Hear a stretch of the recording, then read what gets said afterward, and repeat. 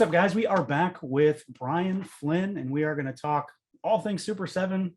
We're going to talk San Diego, I'm sure, and the wild world of ultimates and reaction. What's up, Brian? How you doing? Good. How are you, man? I'm doing all right. Doing all right. Really looking forward to chatting and just getting an idea of what's going on and how things are going, and how San Diego is going to be, and what you guys have in store. I mean, we've seen a lot of stuff over the past week. Tons of wacky videos and various Brian Flynn personae coming out of the woodwork. Exactly. They I feel like the staff at this point is like, what can we get him to do this time? The slap chop guy one was probably my favorite, the infomercial one. That one's really good. Our sham wow. Yeah. Yeah, all that stuff was just was really ridiculous. So I enjoyed that. At the end of this, I'm sure, I haven't seen it yet, but I know that they're talking about it, but I'm sure they're going to put an edit together of all the outtakes and flub lines or stuff we didn't use. The Brian Flynn probably going to be like 10 minutes long, and it's just going to be preposterous. Well, there was that video you did with Angus for the Lightyear stuff, and it had outtakes on it, and some of that stuff was actually really funny. Like I needed more of that to go along with it. It made the Well, I mean, with that one, that was a bit more, you know, sometimes you have to be a bit more straightforward. I feel like when we can really bring the humor into it, it's just a lot more enjoyable. It just, it makes it more fun for us. The hard part, of course, is that it takes me 19 takes to get anything right. Right. Sure. But I don't know if you can tell, but I'm not a professional actor. Right. I know it's hard to believe, but I think they work pretty well. There's a lot of, I think with like this one, Aaron was definitely like, what can we get him to do this time? I'm going to get him to dress up like this and get him to dress up like this. With the Ron Burgundy one, he was like, will you shave? And I'm like, yeah, I don't think I'm going to go there. I think we'll just leave it. That's the line. Yeah. Huh? That's the line. That's the hard limit right there. No shavings. Yeah. It was like, it's going to take a while. Like, I don't know if I'm down with that. Plus then just having the mustache, so it's like, it's going to be a while before everything else comes back. It's like, how much do I really want to go to San Diego with just a mustache, right? Yeah. It's dirty, but I don't know if it's the right kind of dirty. Well, I enjoy it. I think they're fun, but let's kind of get into it. We've got, and there's a lot of exclusives for San Diego. Mm-hmm. Majority of them are pretty normally are reaction related. And that's kind of the trend this year. The big theme is quite clearly, glow in the dark, which isn't too weird for you guys anyway. But the big theme is like everything is glow in the dark. Just about everything is glow in the dark. There's a lot of glow. The reality is glow usually doesn't make it into the normal line. So, you're trying to find those moments to bring glow in, and not intentionally. What you end up with was, oh, this would be a really good idea, and we should totally do a glow in the dark version at some point. You're like, we'll save that for a convention. We'll save that for a convention. Save that for a convention. And we kind of have these things piled up, and then when it's convention time, we're like, all right, let's pull everything together. And it's like, she's like, yeah, there's a lot of glow in here. Right. So we've got there's the worst, there's Toho reaction, gem reaction. Well, gem's not glow. Gem's not glow. What are they? Not glow. Translucent? No, they're we're sold out of the original gem figures. So it's a chance to make the gem figures again for the people that want it, but they're in scaled down original flat boxes. So you can now get gem in her original packaging. And then there's a My Pet Monster. And My Pet Monsters glow, yes. I love that one because I like the box. The box is really cool on that. The TV idea was really fun. And then of course there is an Ultimates Godzilla, but there's two of these.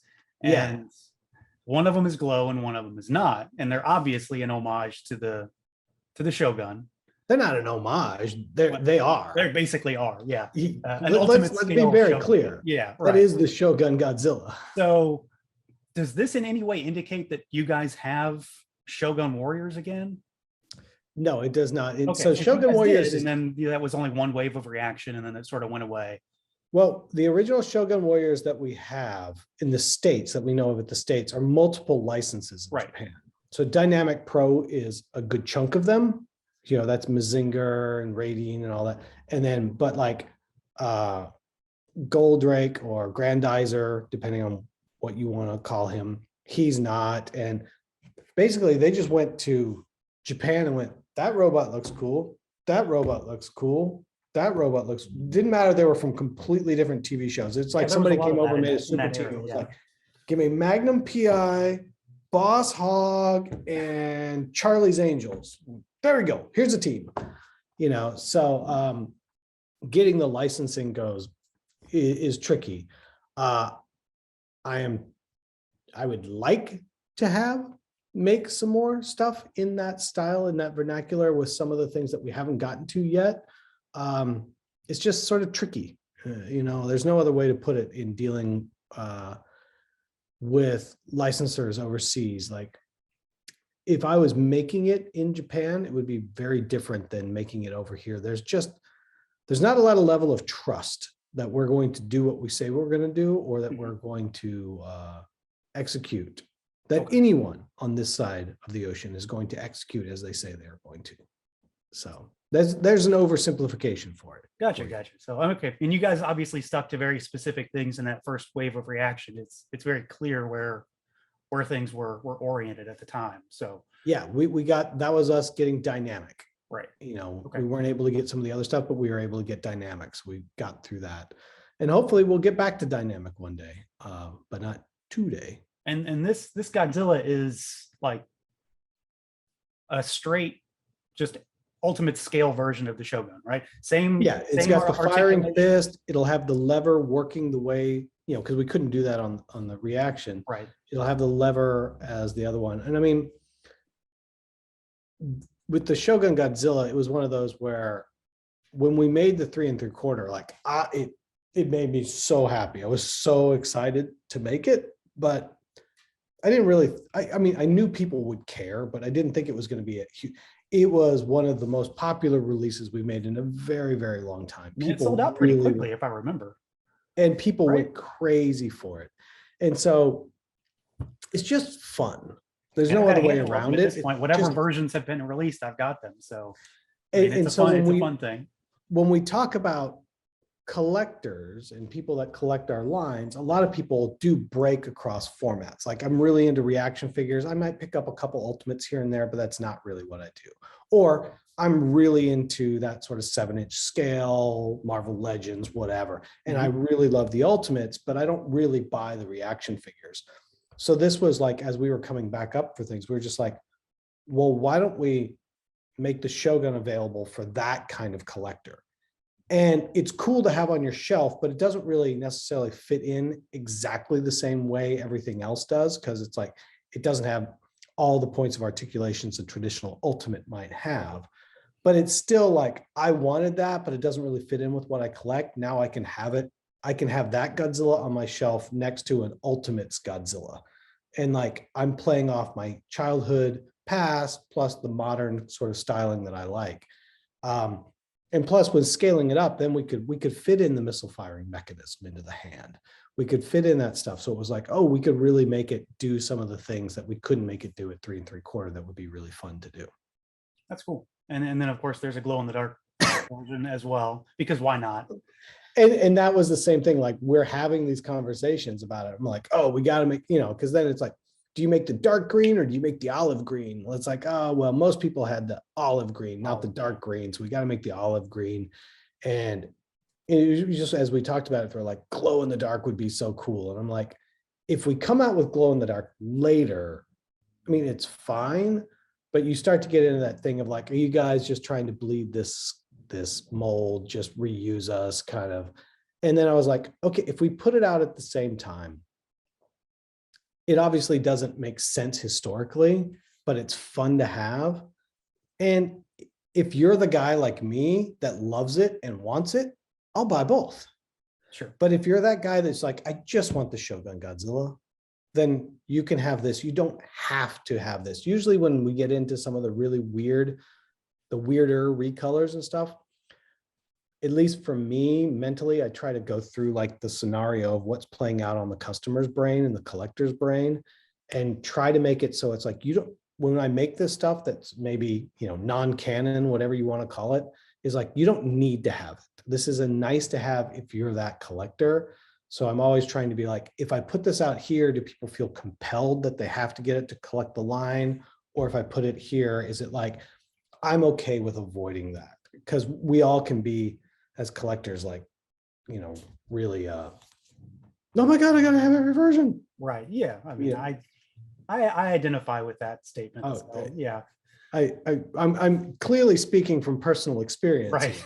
So, Um, you know, okay. but I don't want to badger people into buying things that they may not be interested in. So it's like, we make the Godzilla available. If you want the green one, great, it's fine. If you're also a guy that wants the glow one, pick it up, but you don't have to. It's not right. Yeah. Here's you an can pick ultimate the one you want and move on. Here's an ultimate Shogun. Here's a goofy one you can also get at the same time. Yeah, but it's not imperative that you get it. It's not necessarily a must-have on your checklist, maybe. So exactly. So speaking of that one, and I don't know if maybe I didn't see it or if it wasn't mentioned yet. Is there a price difference for those? When it comes the glow one is $10 more. $10 more. Yeah, it's 55 for regular, 65 for glow. Okay. And that if or 55, is it? Would it be more? Would it be more than that because of the or are these? Because the normal Toho ones are 85. Well, it's not as big as the normal. Okay, so it's so this one specifically has a standard Ultimates price tied to it. It's a standard Ultimates price because it's the standard Ultimate size, no different than the rest. But when I turn it sideways, it's only this. So yeah, okay, it would be really short, wouldn't it? Okay, so it doesn't. Yeah, it doesn't have. And those tails kind of terrify me when I think about where they're going to go. But yes, yeah. So okay, in that same vein, we got another reveal for another Ultimates. Yes, which. I'll be honest, this was not what I expected when it was going to be a Thundercats. And everybody says it needs to be Ghost Jaga because why not? But so we got Frozen Lion-O from a very specific, very short part of like the second episode in season 2, where he falls down and turns blue, and then Snowman revives him with a shot of whiskey or something and turns him back. So he brought out the Saint Bernard. Right. Yeah. So this thing it's blue to start with, right? But then when you get him in the light, like the Red Rage Toxie, or is it a heat thing? Is it it's a UV light? Okay, so it's UV. Okay. So if you take him out into the sun, he will change colors into orange. Okay. And be normal color. But his standard color on the shelf is this is an unpainted one, right. Obviously. I don't have the final one here. It's been packed for San Diego. So he is going to be at the convention, right? It is at the convention, okay. And everything gets shipped to the warehouse now. Now that we're a little bit more efficient, as anybody can tell you when actually you get your orders and everything, as we've brought our own warehouse under our control. These days, more and more, it's like there's one sample at the office because that's what gets sent here. Everything else is at the warehouse. So I don't have it here. Josh has it. So I don't have the final. I only have the unpainted. But yeah, it is, it's that same thing of like, how do we make something that if you collect the line, you don't have it, but, for a convention thing, because they're typically a little bit more limited, but at the same time, it's not imperative for you to collect it to collect the line. It's a nice to have, not a need to have. And as we went through all that, like, you bring up Ghost Jaga, and don't think we aren't, if we've gone here, we've gone Ghost Jaga. Right. But Ghost Jaga feels more like one of those things where you're like, he's a must-have. He's more must-have than regular Jaga. So Ghost Jaga is more likely an item that you might see in a wave of figures, perchance. Because of course, like, I gotta have Ghost Jaga. How else is Lion-O gonna talk to him? Right. Like, it's Ghost Jaga. You've made the regular Jaga, but 99% of the time he's Ghost Jaga. Right. Yeah. So it makes more sense that, like you say, that he would be a mainline figure. It's always been the one. Everybody says, well, he's going to be the exclusive because, well, he's going to be translucent. So that sounds like a variant, but it's not really a variant. It's not really a variant. It's like Mirror Lion-O. He's not really a variant. He's a different iteration of a character. Exactly. So that's why Ghost Jaga will find himself into a full line of Thundercats, possibly coming soon, as people have. And so, it's with that feeling that we do this, which is at San Diego at these events. It's definitely a bit of a deeper cut and non-essential. Like if you've got all your Lion-O's, you may not need this one from that moment on Hook Mountain. Right. But if you Very are specific that thing. guy that's like, oh man, that's rad, I love that, you get the opportunity to have it. But for the people, like I'm not wasting a slot in a wave, if you will, with it. Does that make any sense? Yeah, it makes sense. Yeah, and this is obviously going to be a pinless version too, right? It's the Yep. Okay, just like the Mirror Lino updated parts. Okay, cool. Updated parts, no pins, everything. Sweet. Yeah. Okay. We've had a bunch of glow in the dark stuff there. There's also a whole other big thing about glow in the dark too with turtles. And Turtles. The wave of glow in the dark turtles. So where we started there was we had been doing, we did the blue glow Baxter Stockman, right? And the blue glow in that case made a lot of sense because of the bug zapper-ness of his origin. And then when we're like, it would be cool, if you collect it, we're like, oh, we should do a foot soldier in blue glow. Makes sense a little bit with his color scheme. It's obviously light blue versus dark blue and purple, but light blue, it makes sense. And then if you're that kind of getting those convention exclusives kind of thing, you're like, oh, here's my blue glows that I got, a couple, they family together, even though it's been a couple years. And when we launched the blue glow, it was just a steady stream of people going to us going like, okay, I got, where's the turtle? Like, why are you guys not making the turtles in glow? Like you're just making the villains and, tier 2 villains. It's not like you made Shredder, right? Like where's the turtle? Where's the turtle? Where's the turtle? And we were like, oh, what people want is the turtles. So we said, all right, let's get some up and we'll make the turtles available as well. Same thing. You don't have to have them, but if you want to have a wave of glow in the dark turtles, that mutagen ooze moment, if you will, here you go. And so like these are the actual turtles. So they're like, oh wow, okay. They're like a translucent green, but that glows bright in the dark. So that's cool. Okay. Raph. There's Leonardo. And one thing I really like in particular are the belts. The colored belts? Yeah, the colored belts, because that kind of goes back to like storage shell turtles and some of the other variants that didn't have black belts. Now these guys, of course, they're more expensive as a result. I know you've already touched on this elsewhere. But I can't assume that everybody's seen the one other video that I did about it. But yeah, glow pigment for whatever reason has gone absolutely through the roof in China. And for anybody that's, when we're talking about all this, sorry, here you go too, is all of this stuff we buy when we manufacture this stuff is basically bought as commodities. You buy plastic as a commodity in pellets. You obviously, we get it in the specs that we want, what percentage of what materials, and we have our spec, but you're still buying it as a commodity. You literally buy printing as commodity. You buy plastic as commodity. You buy paper as commodity. Glow pigment is no different. It's you buy it and it's a commodity. And for whatever reason, over the last year, glow pigment has skyrocketed. Not like, oh, it went up a little bit. Like everything else is going up a little bit, but it has skyrocketed. And it's one of those things where it's like, oh, this is all fun and cool until the pricing comes in and you're like, the pricing is how much more just because of glow. So glow's always been a premium, but usually when we come back to glow, we're offsetting it because we're reusing some tooling. Sure. In this case, I mean, glow has gotten to a point where it's just like stupid. And it's like, it's like, do you not make it or do you just tell people what the price difference is? And so we're just sort of like, hey, here's the deal. And once again, it's a non-essential version of our line. And if you like it and you're into it and it feels okay to you, pick it up. If it's too expensive and it's not essential to the line, it's okay not to buy it. Did this pigment change? Like, I mean, because I know the foot soldier wasn't too long ago, but it's been a little while since the foot soldier kind of came and went. I mean, has it been like that quick of a change where it's like suddenly things are just, or was it just No. a case where doing it now is more We expensive? ate the cost on foot soldier. So it's because- not like this happened last week and you guys are. No. It's been going for a while. And when we got to foot soldier, we were like, should we not?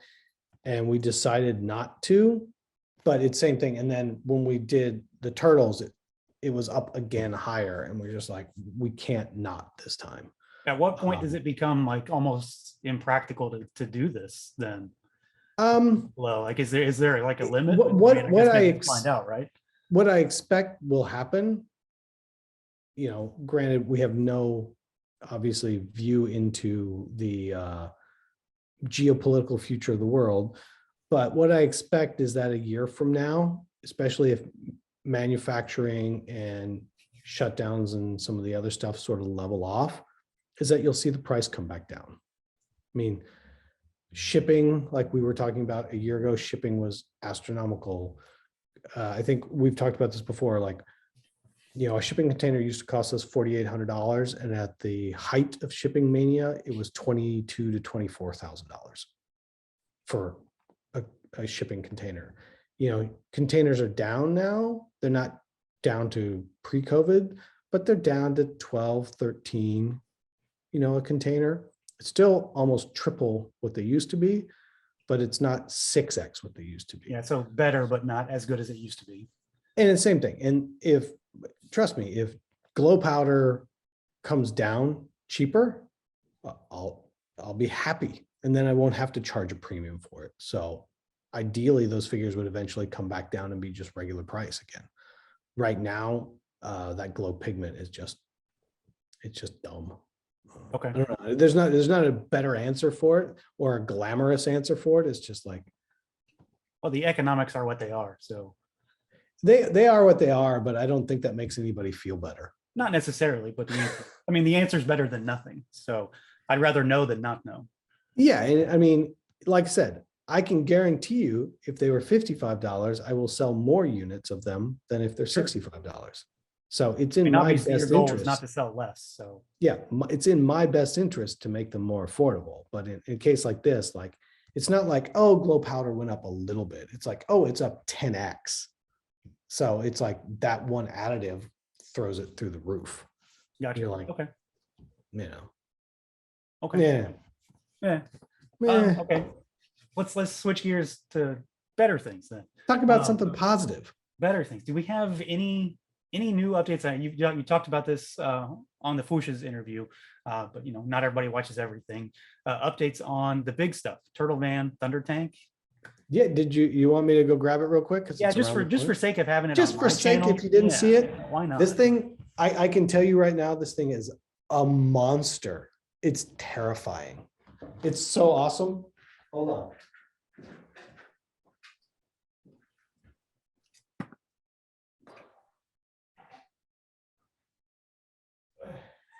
It's so heavy. All right, let's see. I gotta be back here. So Thunder Tank is here. Hold on, I gotta see if I can rest it here. This is the removable covers, but this is the scale of this thing. It is gigantic. I kind of dread getting it, honestly. Like I dread figuring out where it's going to go. I can tell you, and I'm not saying this is the guy that made it. And I realized I'd even say that phrase sometimes at this point, but like, even me, when I got this version of it, I was like, wow, like we really did it. Like, this one came out insane. Like, Is this there's like ratchets in the arms. What level of output is this? Is this like a factory output, or What's that? is this like a factory output that you've got? No, this is a test shot. Okay. This is So this is actual size. plastic. Yeah. So this is where we're going through and like, making sure everything's perfect. But yeah, this thing's a beast. Yeah, that's a monster. It looks fantastic. I'm excited, but excited about that big box. Yeah. Yeah,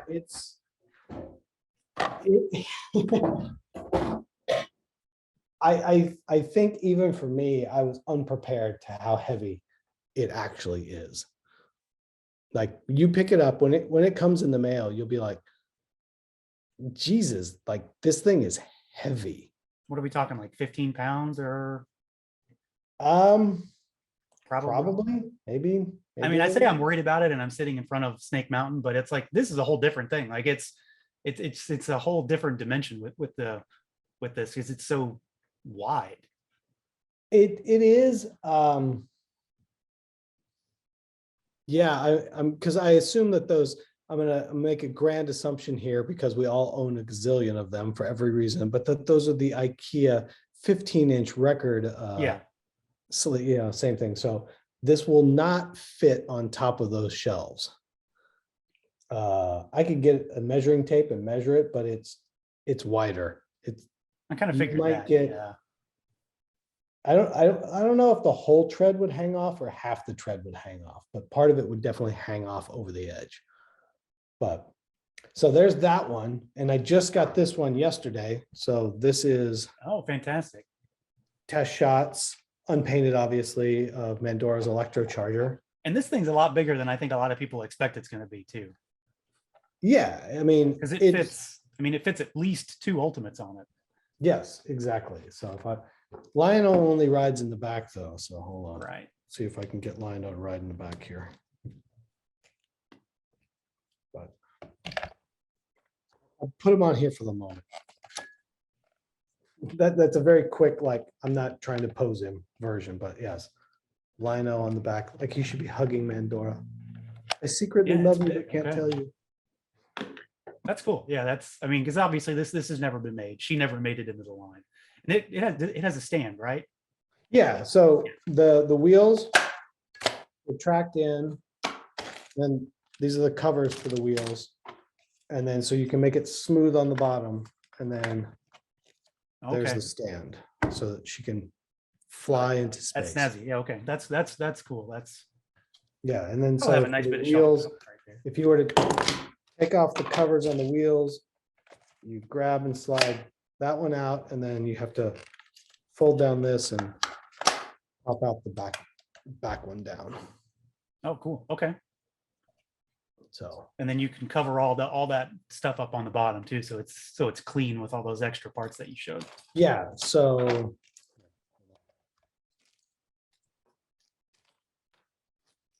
there's 2 covers. So if I do it real quick.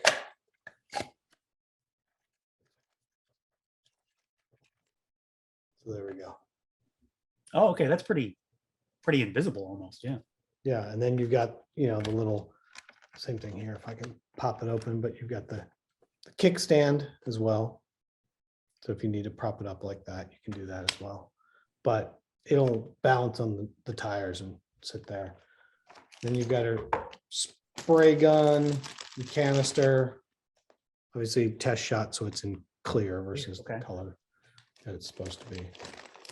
Spray nozzle, the things that go in the dash. But yeah, Electrocharger. That's cool. Yeah. Definitely excited about that one. That's just for the sake of never being made before. There's Thundercat stuff coming left and right, everybody. There you go. So there it is on its stand, flying into the future. Cool. Yeah, Electrocharger. Now, speaking of Thundercats, Wave 6 kind of came and went. It got erroneously posted early, and I thought it was coming up this week. Not sure why it didn't go this week. We may have changed the date and I wasn't aware, but apparently it did not go up this week. It's not going to go up next week because that's San Diego Sure. Comic-Con, so it'll probably be the week after San Diego, and that'll come up for everybody. And that was definitely a way to, we're into wave 6. We've delivered 5 waves of Thundercats. There's obviously an aesthetic that we're pushing on everything, but there's definitely also a lot of people that were like, I missed out on getting into Thundercats. secondary market's difficult. It's a slightly different point of view, but like, how do we make Lion-O and Mum-Ra and some of that stuff available for people again? Right. And so this was a way to make it available again, so that people could get a chance to jump into the line before we jumped into Wave 7. And if you're a person that is already collecting the line, maybe you're really psyched on the toy colors, but if you're not, you don't need the wave. You can skip the whole wave. It'll be okay. Was it always going to be a wave, or was this something that you were going to do like one? We one started with, should they be, we started, we've talked about it off and on again, like, do you make a toy variant at a convention or something like that? And we just kind of came back to like, when does somebody have a chance to buy a Lion-O again? When does somebody have a chance to buy a Mum-Ra again? So we just decided to end up putting it all into one wave and just saying, here's your chance across, like you can buy a good cross section of the team rather than like, well, I got one, but can I get the others or something like that? So we just said, okay, here we go. We'll do it first here. We'll give everybody a chance to jump in on some of this stuff, and then we'll roll back into Wave 7. Is there a possibility of more of these down the road? Because not every Thundercat looks super different from toy to cartoon. Some are pretty close. Yeah. Tiger's kind of close, but he also has two very specific toy variants, if you want to call them that. Yeah. I think we're going to probably come up with some of the others when they're subtle, maybe not. It's like Panthro is probably not a good one because he's really, really close. There's not anything super. I mean, he is a little bit different, but I don't know if it's that apparent to everybody. Exactly. And I think it's fine to, this is not like a, oh, now we're going to make a whole separate line and you have to get into them all. It's like, we're going to pick and choose along the way, and we'll make some more here and there. But like I said, the goal is to keep it fun, not keep it overwhelming. Okay. So speaking of big stuff, Thunder Tank, what about the Turtle Van? Is there any new updates on that? I don't have anything that I can share with anybody. I don't have anything I can hold up and be like, look at this. But we've been looking at a bunch of test shots and a bunch of paint samples and stuff like that. So it's cruising along. It's going a little slower than I would like, but it's cruising along, and hopefully we'll have something I can share with everybody pretty soon. Okay, great. Oh, I didn't ask. When is there an update on when the tank is going to be shipping, if we're getting to the point where we know about that? It's on a schedule. I don't have access to it right now. I don't think it's terribly far away from where we're at. Meaning like in the next, like, I think it will move into production. My gut keeps telling me they were telling me November. And that's from I don't remember if that's November leaving the factory or November in our warehouse. Oh, okay. Because I know that there's a painted sample at Josh's house that I haven't seen yet, that I'm supposed to see tomorrow. So I know it's moving along, and we're down to paint and fine tuning at this point. So potentially maybe by the end of the year, some folks might have them in hand. Yeah, I mean, if it's in our warehouse by November, you'll have it in November. Do you think it's going to go like how you guys did Snake Mountain, where they kind of come in waves and then they go out? I remember when they shipped, they came in big batches. Normally on stuff like this, where it'll come out to what's the most efficient route for us to ship them, and then most efficiently we'll be batching them by U.S. zones. So the postal system has a whole bunch of zones that they carve up, and be like, all right, we're doing this zone first, this zone second, and then we actually give it to them in zones so that they can fly it to that zone to get dispersed. So we have to pre-package it that way. Okay. So even though you may be first and your friend was last, it depends on what zone you're in, and then there's a formula for which zones. But at the same time, these are much simpler because when it lands to us, it lands in the box it's going to. So it's simply put the shipping label on and get it sorted. So it's going to be pretty fast. Okay. Because This thing comes, in styrofoam in its box. That box is then inside a white Right, it's already ready to go. box. Then that box has foam corners on all 8 corners inside a brown proper shipping box. So then when we get it, we just put the label on the shipping. So it'll be packaged just like Snake Mountain was, basically, which like a yes, there's Russian a little doll bit more kind of thing to get it out eventually. But yeah, there's a little bit more air in this box between the inner box and the outer box than there was. Like Snake Mountain was only like that much because we were literally like shaving like quarters of an inch to make it shippable before it turned into like full blown freight. I mean, it was still freight, but there's a difference between the sizes where this one is like, the foam is that thick at the corners. So, okay. So that you can hit it with a forklift and it'll be fine. Okay, gotcha. Let's hope that doesn't come to pass, but there's always at least one. something's going to happen. Somewhere, somebody's going to run into one of these giant boxes. It's just inevitable. So with the big things out of the way, what about the other ultimates? There's a ton. There's a ton of other ultimates that are kind of in progress.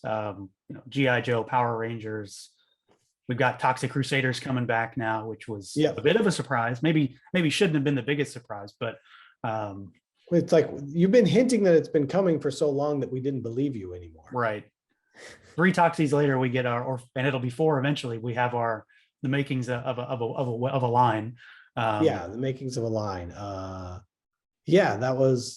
That line was really fun. Obviously, we had a lot of internal debates on which characters, and basically it came back down to me and Josh, and I was like, all right, as much as I love a bunch of the other characters, the vintage toy that I loved the most was Radiation Ranger. He was just that bright yellow and everything. And then Josh was like, no contest for him on Junkyard. So those were the 2 we ended up going with, but we could have gone with Dr. Killomoff. We could have gone. Yeah, they're all pretty ridiculous designs. So. Oh yeah, Major Disaster is probably my second favorite. And then I keep wanting to call him Bonesaw, but I believe it's Boneyard. The glowing skull. Yeah. Jacket. Was Toxie just that big of a seller over time? Toxie has been a very, very solid figure. Because I know that first one, the pre-Ultimates Deluxe Toxie, is pretty pricey. And that's the thing is like he came and went, really. He came and went, and then it wasn't available. And so we're like, okay, it's the same thing. How do you bring back Toxie, not ruin it for the people that bought it the first time, and make it different enough that you can segment the 2. So if you have the old one, you have the old one, and I'm not devaluing it or whatever that's happened in the secondary market. But at the same time, I'm giving somebody a chance to get something that looks and feels like Toxie. So in this case, it was like, all right, let's make it very cartoon accurate with the new sculpted heads and everything. But Toxie's been one of those things, like it's a solid performance. It's not going to be a G.I. Joe or a Turtle, but it's every time we make it, there's a very large crew of people that are like, I love Toxie, give me another Toxie. And we're like, it's a very culty thing in general. And then of course, people like me that collected Turtles as a kid, there's a really good chance you also had Toxic Crusaders because it was on TV at the same time. It's made by the same company, and they look like they're part of the same line. And to be fair, I think that most people may have seen a couple episodes of the cartoon or watched it, but they didn't have affinity for the cartoon. The toys, on the other hand, were so fabulous that I think everybody was like, oh, like I love those Toxie toys. And I think a lot of the appeal at this generation is really actually derived from the toys, not actually the animation of the movie. Oh, when it comes to this, for me in particular, it's definitely the toys. Yeah. I vaguely remember watching the show as a kid. I mean, I know I watched Turtles, but I vaguely remember Toxic Crusaders, but I remember them more about the toys. The super bright, like radiation card backs, they were all fluorescent like neon colors, fluorescent neon glow, just spattered stuff. I mean, yeah, it was the stuff that worked in the 90s for toys. Everything was kind of gross and weird and super bright and colorful. I just at that point, not that I'm demeaning it at all, but like if I'm talking about, you know, Dunkin' Don or pizza shooters, like the toxic toys were more like, oh wow, these are really cool. Like, And of course, it's also one of those things of let's make a very, very not kids property into a cartoon and toy line. I mean, so much of that stuff at that time was, I mean, those Beetlejuice figures, Right. like they're like, all right, we're gonna make Beetlejuice off this cartoon, all right, whatever. But like then the toys, like squeeze his legs together and he splits apart with his head attached to a roach body, The or the you shish shoot kebab him one, with yeah. swords, the shish kebab and everything. And it's like they're great in that regard. And I don't know that we'll ever get back to like that sort of level of just, I don't know if you would call like outright unconcern for what people thought of them. Just like, what's a kid gonna like? Make it gross and have fun with it and like lay into it. Not just it's gross for gross sake, but like we're gonna come up with a concept around gross and actually refine our gross so that it's cool gross, not just, you know, bleh. Right. Yeah. I mean, it worked really well as a toy line and tied into another very popular toy line just based on looks alone. Because a lot of turtle stuff is really gross too. You know, throw your Toxie with you know, Muckman and they look like they belong together. So, But Muckman's that refined gross that's really like, it's cool gross, where honestly, I'm blanking on his name right now. The guy in the Toxic Crusaders line, the one that's overly heavy.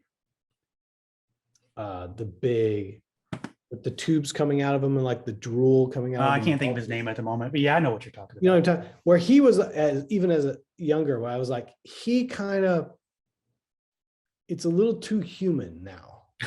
And it's a little, I kind of actually think you are gross, where, you know, Major Disaster is, you know, the right kind of like, it's gross, but still fantastical gross. I mean, the same thing. I mean, the DC line was Swamp Thing.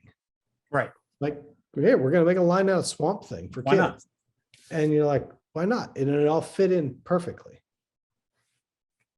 So we've got our gross taken care We got of. our gross. We've got our gross taken care of. Is there any updates on Joe's or Power Rangers? What we're doing at San Diego is we have the pop-up this year is G.I. Joe. Right. And it is a Cobra recruitment center. So if you want to join Cobra, you need to come to the booth and get your decoder coin that tells you where and how to get into the secret Cobra recruitment center. And upon entering, you'll be recruited into the ranks of Cobra and be able to get your Cobra merchandise, or G.I. Joe and Cobra, but Cobra merchandise. So we're going to full out deck out the store and make an amazing amount of stuff all around G.I. Joe. Not unlike if people are familiar with what we've done in the past with Bodega or Skeletor's Lair or Peanuts with Good Grief. Really want to take a moment to really, you know, celebrate G.I. Joe and give it a big moment for fans to participate in. And there are toys. Let's see. Since that's what people are here to hear about, right? Don't tell me about the t-shirts. Tell me about the toys. And the Ultimate scale, we had hoped that Ultimates Wave 1 would have dropped by now, but it is not shipped quite yet. It's almost ready. So we'll be showing off Ultimates Wave 1.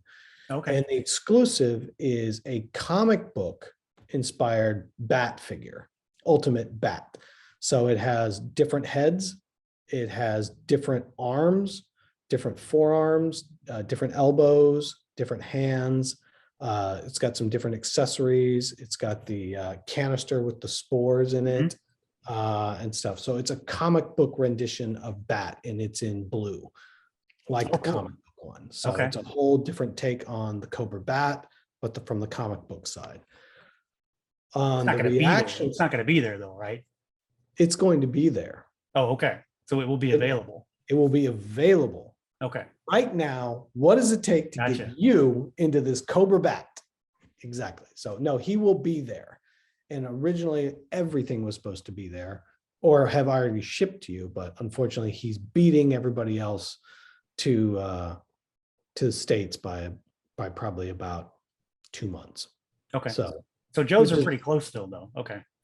it's annoying because it should have been here. And you're like, delivering this one, and everybody's gonna go like, that's great, you got an exclusive. Where's the stuff I pre-ordered a year ago? I know that argument, you know, and it's like, you are correct. Yet we've been working on all this for a year, and the one they could get out rather than the 4 they could not get out. So Cobra Bat will be there, and then we have a Pyramid of Darkness reaction set. Oh, So wow. Okay. it is I wish I had it here, but we have them in the warehouse, and the sample we have here shipped for display. It is a big die cut embossed pyramid. It's the Snakeling Factory Worker box set from the Pyramid of Darkness. So it's the outside of the Snakeling Factory, and then you slide it off, and it is Snake Eyes and Shipwreck with Timber in Snakeling outfits.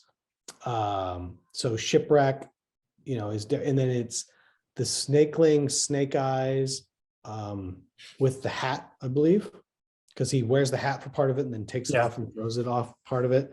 And you've got Timber. Then you have the Sentry robot, the big tall Sentry robot that lets them in with the little robot stand. And then we have the Cobra, soldiers in the Snakeling Army of Darkness when they're chasing Shipwreck and Snake Eyes have backpacks and stuff on them. So it's got them in there. And then obviously previously you've had Snakeling Factory workers that you could work with it. So it's that in a box set. That's a serious set. Okay. It's a crazy set. It's really, really, really cool. And I thought the Snake Eyes set that you had last year was ridiculous with the sled dogs and everything. This is a whole different level. Okay. This is a whole different level. It's a whole different level. And then for standard carded reaction figures, we have Glow Patrol. Glow in the dark. Who would have imagined? What a weird concept. What a weird concept. Did you know that Super7 did something in glow? How crazy is that? So the easier question now is what does not glow? Right? SpongeBob and Patrick do not glow. Okay, well, there's the answer. There's the answer. The Glow Patrol is 3 Joe figures in green glow-in-the-dark plastic, and the Glow Patrol for Cobra is 3 figures in blue glow-in-the-dark plastic. So you have blue glow-in-the-dark Cobra Commander, blue glow-in-the-dark Baroness, and blue glow-in-the-dark Cobra Soldier. Are they single carded or are they single carded? Single card. Okay. Single carded. And then the green side is Scarlet, Snake Eyes, and Duke, I believe. Oh, okay, cool. I say this as like we finished working on this like a year ago, and then just they showed up, they got in the warehouse, everything's good, and they've been here for like 6 months. So like I don't even stared at you. Okay. I don't even remember anymore. Like, because if nothing else with the pandemic, we're like, ship it now when it's done. I'll save it in the warehouse. Like, I don't want anything to be late. Rather it be waiting early. I don't care. Early is better than late. Sure.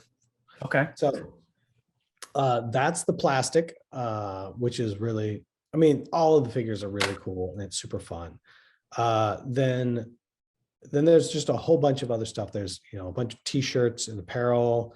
There's a bunch of fun little accessory pieces and different things. And I don't think anybody's seen it yet. I say that because we're so far ahead in what we're working on. Like I'm literally scheduling 24 and 25 right now, and we're working on fall of 23 right now. So there's a Cobra camo pattern that we've designed. That's a traditional camo pattern, but how you would have the anthropomorphic shapes within camouflage. Mm-hmm. Some of those shapes are snake skins. Oh, okay. So, because it's Cobra, so their camo is a snake Cobra camo. So you have some regular shapes and some snake skin shapes mixed in without it. So the inside of the store will be completely covered in Cobra camo. It will top to bottom. It has, there's a whole bunch of things that we brought from Cobra warehouse in, and it's going to be just crazy. Sweet. And then on the outside, there's a whole ton of like recruitment materials that'll be out there covering the outside of the store. So it'll be a whole Cobra experience, sort of top to bottom. Hard to miss, I would imagine. It's going to be super fun. And if you're into G.I. Joe and you're coming to San Diego, you need to come down, hang out with us, see the excitement. Sweet. Because it's been a while since G.I. Joe's had a moment like that. Right. Yeah. So, or classic Joe. Let me rephrase that. Time to celebrate it. Right. And yeah, especially if you do have that ultimate ready. Yes. Like, I mean, that's going to draw folks in anyway, just to be able to get their hands on, even if it's just the one, just to get their hands on it. Yes. And that, I mean, of the first wave, that's the one I'm most interested in, because you can't go wrong with a bat. No, you cannot. Which is why we went with comic right. bat, because you can't go wrong with the bat. And right. that guy that's that army builder will be like, I'll take that bat.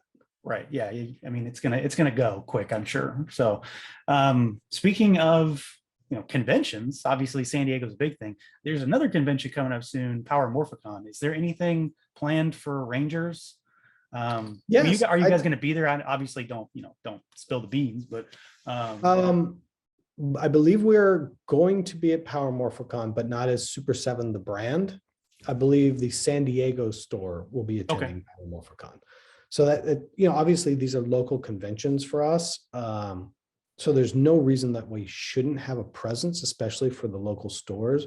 When we talk about the brand going, and I hate to sound corporate about it, the brand, but for me to move the booth into those conventions and truck it and hire Freeman to set it up, and days on union workers to set it up, and then days on union workers to break it down and all this other stuff, it becomes cost prohibitive in a lot of ways. Like you really can only do that in a couple times a year. So in these cases, it's like we really sort of pass that over to the local stores. So like San Jose Toy Show, the San Francisco store does. The Monster Show that happens in LA, and Power Morphicon. That's even in the past, Designer Con was done by the San Diego store. This year at Designer Con, we're going back and forth of whether or not the brand shows up or not. That doesn't mean that, some of us may not show up, but it just means I'm not bringing, the whole dog and pony show. I'm just bringing the dogs. The dogs. Okay. But that sounds negative. If you're a dog person, it doesn't. Right. I'm bringing the ponies. How's that? I'm just not. Whichever one you prefer. Yeah. I'm not bringing the whole 3-ring circus. I'm just bringing the animal. But there are some exclusives for Power Morphicon. I believe that I thought that they were announced, because they are the way Power Morphicon does their exclusives. They are part of the entrance package. Like you buy your ticket. Maybe I missed that. And along with the ticket, you can buy. Yeah, they have like tiers of tickets, and you get certain things with them. Yeah, maybe I just missed it then. Okay. Exactly. So there's a couple things there for him. And then, do we have any news on Ranger Ultimates? Ranger Ultimates and G.I. Joe Ultimates are sort of side by side. They're going through a lot of the same iteratives and revs. Ultimates are an interesting thing. Like some things move super fast, super quickly. Everything goes as planned. And then some things just grind. And if I knew why, it would make for a much better video. And I don't know why.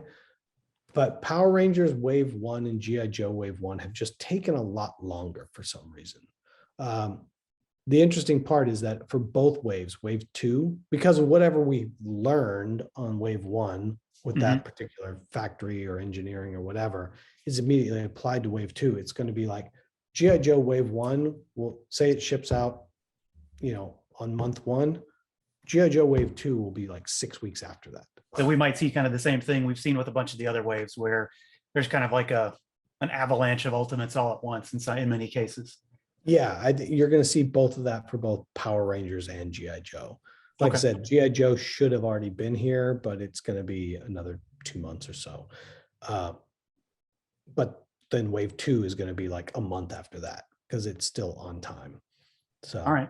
a lot of it comes back into some of the internal joints and pins and stuff that get used within the waves, because most every body itself is 100% custom. I mean, as anybody looking at Ultimates does. Yeah, But a lot of those are very unique.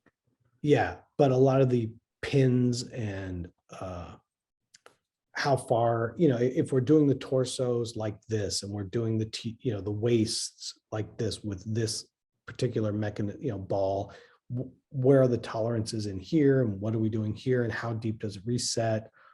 Things that you would think are sort of like the same in every release, but every time you change the shape, it gets redone. And there's a lot of that stuff that once that gets lined up for that line, then it can easily be applied. But you spend a lot of time in just like, this peg that holds this ball, like how is that, 8 100ths long? Is it 7 100ths long? Is it 6 100ths long? Does it recess to here? Does it recess to here? Does it recess to here? What gives you the right mobility that feels right in hand, that doesn't feel like it's delicate? That's definitely something with the Ultimates that it's always for me is like, I don't want to feel delicate. Shouldn't feel like I don't want to move this, Right. Okay. Yeah. It should feel robust. So yeah, and then for some reason, like some of them just boom, everything worked. It's great, check. And some are like, Yeah, there's definitely been some waves that seem like they're just in and out, like Thundercats Yeah. 5. I mean, it's the one that comes to mind right now because it's on the water. Entertainment Earth has them in stock right now. Is it? Yeah, they've already got theirs again. They It's always amazing who gets them in stock Right. first. Yeah, they got them last night, I think. Well, there you go. So ours may be here in the next week, and then the next wave of turtles is right behind that too. That's wave 5, right? Turtles 5 has been on the water for a bit too. So Oh, okay. it's some of them just move, and some of them are just the fine tuning of it. That's the difference for everybody that collects this stuff at this age. It's that those 1 100ths of an inch here and there make, or if we're talking about it in millimeters, it's that 0.5 millimeter here and 0.5 millimeter there that make it the thing that you go, wow, this is awesome, versus like, what's this? Yeah, it's a floppy mess because its tolerance is off by the smallest increment. Yeah. Yeah, it's, because you'll hear people talk about stuff where loose joints, where they'll pop them off and then they'll hit them with like one layer of hairspray and pop them back in. And that microscopic layer is enough to keep it tight. It's literally those kind of tolerance stuff. So. And yeah. So the last thing I'm going to ask about. All right. Last thing, Silverhawks. Silverhawks. I suppose that's not a question. That's just me saying Silverhawks, but you know exactly what. I know exactly what you're saying, which is much like Turtle Van. You haven't showed me any prototypes of Silverhawks. I've got some here, but they're mostly all test shots. The thing with remote, most everybody being remote, is that the test shots go to the people working on them actively before they ever come here. So I see stuff at big stages, at a big stage, like whenever the next round of paint comes in, they'll send a set to me and a set to Josh and a set to a couple other people, and then we'll all review them together. But when it's the fine tune rounds, they just go to those guys. Gotcha. So I can pull some of them out, but they're not as impressive looking as some of the stuff we have. Obviously, same thing, Silverhawks has taken a lot longer than we would like, but Silverhawks 1 and Silverhawks 2 are literally on the exact same timeline at this point. Okay. And I have a lot of really great, as I have mentioned, I have a lot of really wonderful paint samples, but they keep sending me paint samples on figures we haven't announced yet. So it's like, The last time we talked, I'm purposely using the wrong character, but it's like, oh, they sent me this amazing Mickey Mouse painted in the paint. I can't show this to anybody. Right. Because no one knows about this Mickey Mouse, and I'm not allowed to show it from the licensor, and it's not correct in that regard. Not correct necessarily in the paint, but not correct in that figure is not allowed to be painted like that. So if I showed it, the licensor would lose their shit. Has the idea behind the paint, is it kind of, I'm assuming you guys have kind of like dialed it in at this point where it's like, we've dialed it in, and it's really cool. It's because we're injecting it in very close to the color it's supposed to be, and then using this winking pearlescent on top of it, where if I'm holding the figure flat, it looks like the animation colors. But the moment you use it, the moment you turn it, you start to see reflections. Okay. And stuff. So kind of like, if you think about like the chrome illusion paint you see on cars and things like that, to a degree maybe, but that's always metallic. Using the word chrome in conjunction with that's probably not the Silverhawks best is going to make somebody go, He said chrome, It's meant to look, our figures are more animated colors. Generally speaking, we're matching cartoon here, not toy. So you're going to get this sort of flatter color when you look at it dead on, that's accurate to the show. But the moment you turn it, it's going to look like, they're flying and the light rakes across it and everything. And then you're going to see all this shine and glimmer as you turn it. But when you look at it straight, it's going to feel fairly flat. Okay. Does that make sense? It makes sense. I mean, it's hard to visualize without seeing it. Hard to visualize. But, and then when you see it, you're going to be like, okay, now I get it. The conceptual idea makes sense when I hear it. I mean, it makes sense to think, you can see it looks flat and matte, but when you turn it, just like when they move in the show, there's this sort of glimmer that gets drawn on them to make it look like they're brighter in certain spots. And that's, it sounds like that's what you guys are kind of going for. Exactly. And we'll have stuff to show at San Diego. There will be Silverhawks on display at San Diego. Can I guarantee which versions? I cannot. I know I've seen a bunch of stuff, and I know they were like, you need to deliver this before San Diego. But once again, that box doesn't come to me. That box goes to Josh or Kyle or somebody else, as well as the people that are running the show on our side, like Ashley.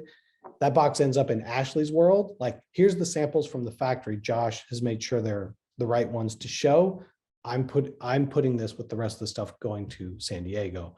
Okay. So in that regard, I will probably not see it until Tuesday when we're setting up the booth. Cool.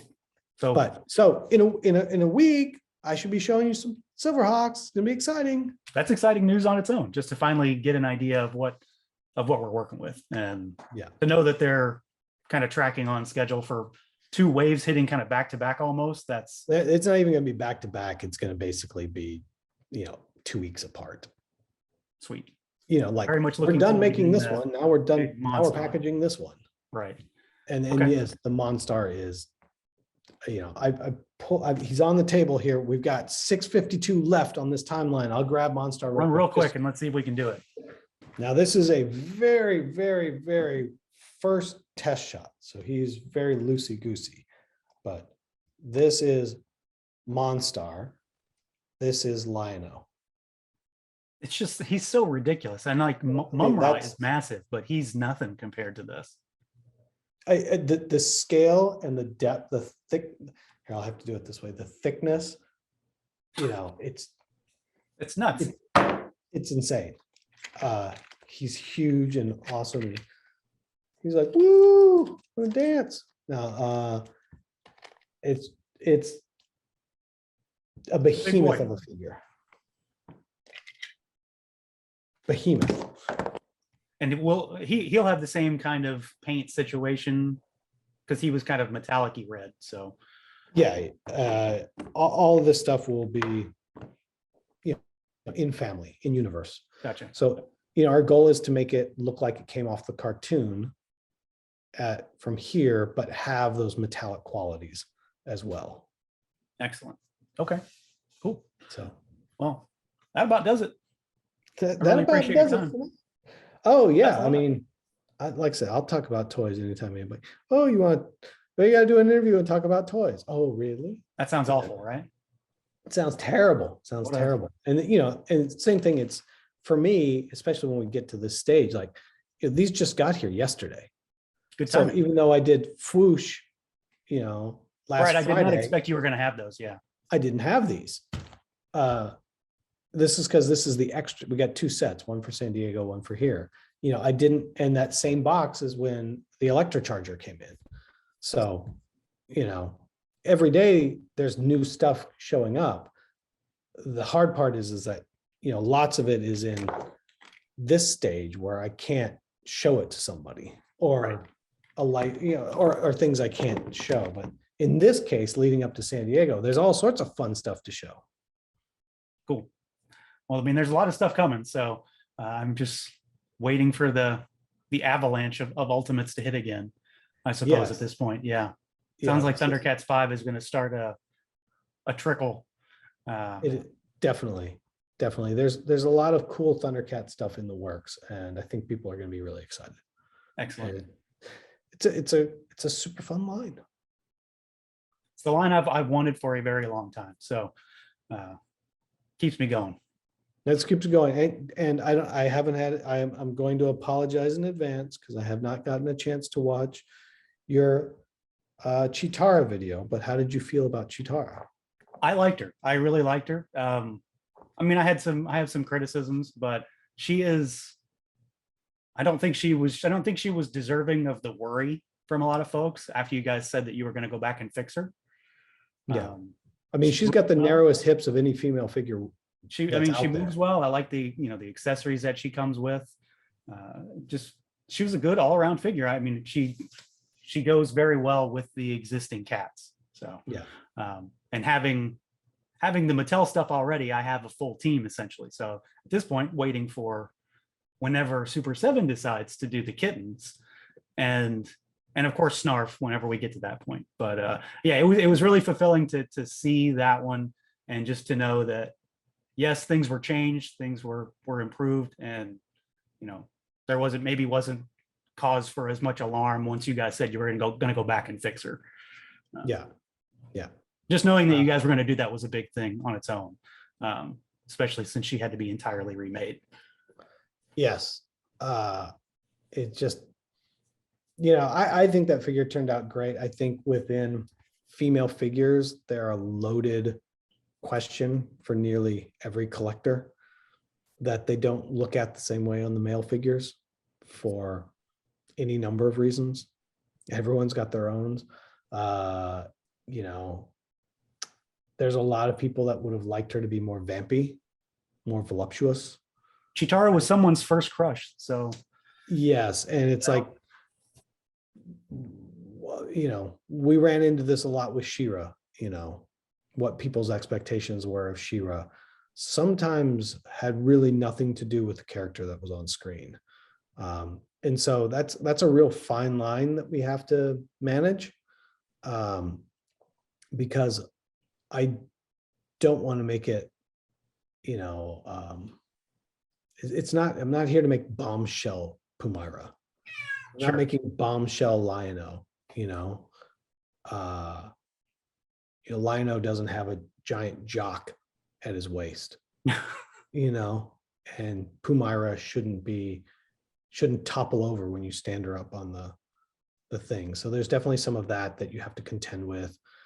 There's an amazing amount of attention that people pay to the width of the crotch of the female figures that they do not pay attention to the male figures in any way, shape, or form. Right.